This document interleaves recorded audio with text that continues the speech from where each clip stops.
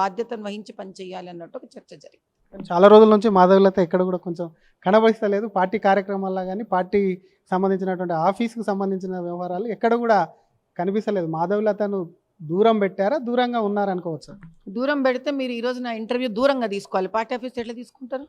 అందుకే అడిగినాం మేడం, చాలా రోజుల తర్వాత చూసినామని. అదే బాగా దూరంగా పెడితే దూరంగా ఉంటుంది ఇంటర్వ్యూ, పార్టీ ఆఫీస్లో ఉండదు. పార్టీ ఆఫీస్లో ఇంటర్వ్యూ ఉందంటే దాని అర్థం ఏంటి అంటే పార్టీ నుంచి మాధవీలతను దూరం పెట్టలేదు, మాధవీలత పార్టీ నుంచి దూరంగా లేదని అర్థం. ఇప్పుడు రెండు కనిపిస్తలేదు. నా ఇన్స్టాగ్రామ్ చూసినానంటే మాధవీలత ఎప్పుడు ఏదో ఒక పని చేస్తూ కనిపిస్తూనే ఉంటుంది. మన బేగం బజార్లో రోడ్లు బాగాలేవు, మాధవీలత కనిపించింది. చార్మినార్లో చెత్తబడి ఉంది కూరగాయల దగ్గర, మాధవీలత కనిపించింది. తెలంగాణని రిప్రజెంట్ చేసి .22 LR పిస్టల్ షూటింగ్లో గోల్డ్ మెడల్ తెచ్చుకుంది. ఏడ మాధవీలత లేదు. మాధవీలతను చూడాలి అంటే ఫీల్డ్ వర్క్కి వెళ్ళాలా. ఫీల్డ్ వర్క్ అంటే మోడీ గారు వచ్చినప్పుడు కానీ ఇతర సభలు ఉన్నప్పుడు కానీ బాధ్యత విషయంలో కానీ కనపడలేరు అనేది. మోదీ గారు వచ్చినప్పుడు నేను ఉన్నా, ఎందుకు లేను? ఆడ వచ్చినా నేను ఆ గ్రౌండ్లో ఉన్నా. చాలామంది కార్యకర్తలు నాతో ఫోటోలు కూడా తీసుకున్నారు. మన మీడియా వాళ్ళు కూడా నా బయట హిందీలో తీసుకున్నారు. మోదీ గారు వచ్చినప్పుడు ఉన్నా. నేను ఎక్కడ కూర్చున్నా అనేది ఇంపార్టెంట్. మరి నేను కూర్చున్న చోట మీరు లేరు, మీరున్న చోట నేను మా కెమెరాలకు దొరకకుండా ఎక్కడ కూర్చున్నారు అన్నది. కెమెరాకు దొరుకుతూ కూర్చోకూడదు నాయన. కార్యకర్త ఎక్కడ కూర్చోబెడితే అక్కడ కూర్చోవాలి. కెమెరా కార్యకర్త దగ్గరికి రావాలి, అంతేగాని కెమెరా కోసం వచ్చి నేను సీట్ ఎత్తుకొని కూర్చోలేదు కదా. మాధవీలత కార్యకర్త కాదు, తెలంగాణ బీజేపీకి సంబంధించి ఒక పవర్ఫుల్ నాయకురాలు. మాధవీలత దేశవ్యాప్తంగా పేరుగాంచిన లీడరు.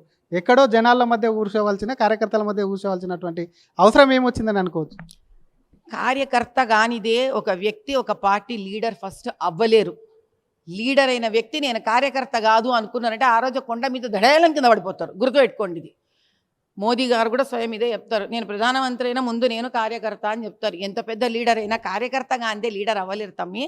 మాధవీలత ఫస్ట్ కార్యకర్త, తర్వాత ఏదైనా కూడా మాధవీలత కార్యకర్తనే. ప్రజల మధ్యలోనే కూర్చోవాలి, ప్రజలతోనే పనిచేయాలి. అప్పుడే ఒక పార్టీకి, ప్రజలకు, ఓటర్కి న్యాయం చేసిన లీడర్ నేత. కానీ ఇంకో రకంగా వచ్చింది మేడం, మాధవీలతను దూరం పెట్టారు, మాధవీలత దేశవ్యాప్తంగా పేరు ఉందని పార్టీ అన్నది. అందులో ఏమన్నా నిజం ఉందా? మీకు సంబంధించిన పార్టీ ఏ పార్టీ అనిందయ్యా? బీజేపీ ఎవరన్నారు బీజేపీలో? మరి వాళ్ళని అడగాలి, నేను అంటలేను. మీకు అనిపించిందా మేడం? నాకు ఏ రోజు అనిపించదయా, నేను చాలా హ్యాపీ మనిషి. మాధవీలత అంటే మీరే అంటున్నారు యాక్టివ్గా ఉంటామని అంటున్నారు, కానీ పార్టీ ప్రోగ్రాంలు ఎక్కువ కనిపించలేదు. ఎప్పుడు మీడియా బయటలో అది తప్ప ఎక్కడ కూడా పార్టీ కార్యక్రమాల్లో మాత్రం కనిపించడం మాత్రం తక్కువైపోయింది. ఇప్పుడు నీకు కూడా మీడియా బయట ఇస్తున్నా, దాని అర్థం ఏంటి? పార్టీ ఆఫీస్లో నేను ముందే చెప్పిన, మళ్ళీ అదే చెప్తున్నప్పుడు తమ్ముడు. ఇప్పుడు నీకు నేను మీడియా బయట ఇచ్చిన, ఇప్పుడు మీడియా బయట ఇచ్చిన తర్వాత నేను మీడియా బయటకే ఉన్నానంటే ఇప్పుడు పార్టీ ఆఫీస్లో నీకు మీడియా బయట ఇచ్చిన. మొన్న సక్సెస్ స్కూల్ గొడవ జరిగితే ఎయిర్పోర్ట్ల నుంచే ఏరో బ్రిడ్జ్ దాటకముందే నన్ను మరి తెలంగాణ పోలీసులు జప్తు చేసిరి. మరి అప్పుడు మీడియా ఏం చేసింది? నేను ఏడ ఉంటే ఆడకొచ్చి బయట తీసుకుంది. మరి ఇప్పుడు మీడియాలో బయట ఇచ్చినా కష్టమే, ఇవ్వకున్నా కష్టమే అంటే ఎట్లా నడుస్తుంది తమ్మి? చెప్పు మాట. తిరుగుతున్నారా? ఇప్పుడు తిరగబోతున్నారా? లేదు, ఎస్ఐఆర్లో నేను తిరుగుతూనే ఉన్నా. మొన్న కూడా బేగం బజార్ పైన ఒక 10-15 మంది యువతలను ట్రైన్ చేయడం జరిగింది.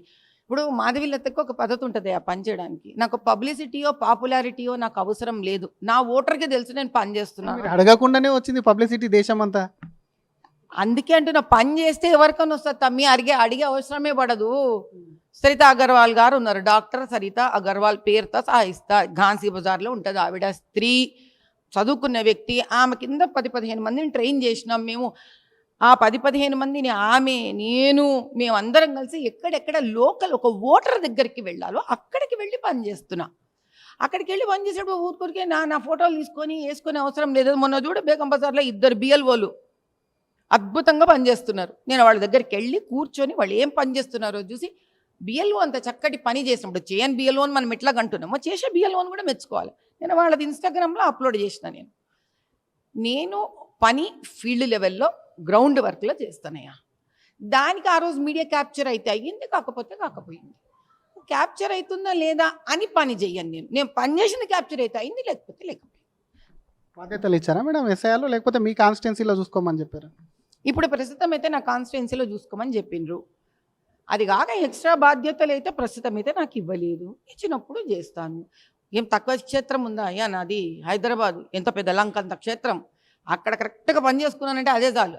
అదే చాలా పెద్ద పని. పార్టీ పోస్టులు కూడా ఇంపార్టెంటే కదా, ఏ పోస్ట్ ఆశించలే? మరి నాకెందుకే పార్టీ పోస్ట్? నేను ఎప్పుడు ఆశించను. పెద్ద మనుషులు ఇస్తే తీసుకుంటా, చేస్తా. ఏ రోజు ఏ పదవి ఆశించను, కడాపడికి టికెట్ కూడా ఆశించనే నేను, ఈసారి ఏసారి ఆశించలే. కానీ జూబ్లీహిల్స్ ఎలక్షన్ అప్పుడు మాధవలత వారం రోజు ఢిల్లీలో ఉన్నారు. జూబ్లీహిల్స్ బై ఎలక్షన్ సంబంధించిన టికెట్ అడుగుతున్నారు, ఫోన్లు చేపించారన్నారు. అప్పుడు అడిగారు కదా మరి. ఫోన్లు ఎవరికి నేను చేయించలే, అంత అవసరం నాకెందుకని. వందల ఫోన్లు కొట్టించారన్నారు మేడం. చూడు నాయన, మీరు జర్నలిస్టులు, మీరు ఇంత సరదాగా ఎంత మజాగా ఇట్లా క్వశ్చన్లు వేస్తే మీకు అంత టీఆర్పీ పెరుగుతుంది. అర్థమైందా? నాకు ఎవరితోనూ ఫోన్లు చేయించే అవసరమే లే. నేను ఎవరిని కలిసినానో కూడా చెప్తాను. నా జీవితంలో నేను ఒక్కటే ఒకసారి నోరు తెరిచి టికెట్ అడిగిన, కిషన్ రెడ్డి అన్నని అడిగిన, ఢిల్లీ పోయినా, లక్ష్మణ్ గారికి లెటర్ ఇచ్చిన, అందరికి ఇచ్చిన. పెద్ద మనుషులు, వాళ్ళకు ఒక ఆలోచన ఉంటుంది, ఒక నిర్ణయం ఉంటుంది. అడగని అమ్మైనా పెట్టదు. నేను అడిగిన, పెద్దవాళ్ళు వాళ్ళు నిర్ణయించుకుంటారు. ఏండ్ల సందు ఉన్నారు పార్టీలో, ఎప్పుడు ఏ నిర్ణయం తీసుకోవాలి, ఎప్పుడు ఏ స్టెప్ తీసుకుంటే పార్టీకి బాగుంటుందని ఆలోచించి నిర్ణయాలు తీసుకుంటారు, కానీ వ్యక్తి కోసం నిర్ణయాలు తీసుకోరు. సరే, ఇప్పుడు అదే జూబ్లీ హిల్స్లో మీరు పోయినారంటే బోరబండలో గవర్నమెంట్ స్కూల్కి నా సొంత ట్రస్ట్ మీద 1600 మంది పిల్లలకి 1,00,000 లీటర్ల వాటర్ ట్యాంక్ కట్టించిన. నేనేం ఇప్పుడు నువ్వు అడుగుతున్నావు కాబట్టి చెప్తున్నా, నేనేం పబ్లిసిటీ చేయాలి దానికి నేను ఇన్వైట్ చేస్తా. ఆ రోజు వచ్చి నువ్వు మీడియాలో మళ్ళీ వేయి, కరెక్ట్గా ఇంకొక 20-30 రోజుల్లో పని అయిపోతుంది. ఇదంతా బడుగు